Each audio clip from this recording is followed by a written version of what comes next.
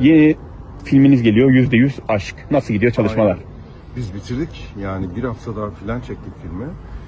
Sevgili Zeynep Tuğçe Bayat'la Evet. beraber. Çok da güzel, atmosferi çok iyi bir iş çıktı ortaya. Eğlenceli bir iş geliyor. Ne zaman vizyona girecek, tarihi belli mi acaba? Vallahi yaza doğru.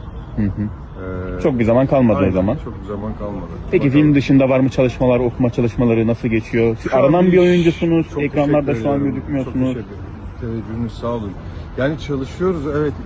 2-3 tane senaryo okumuştum ama birisine biraz yoğunlaştım bu aralar. Onunla alakalı toplantılarımız devam ediyor. Farklı bir şekilde hissettiğim, iyi olduğunu düşündüğüm bir karakter var karşımda.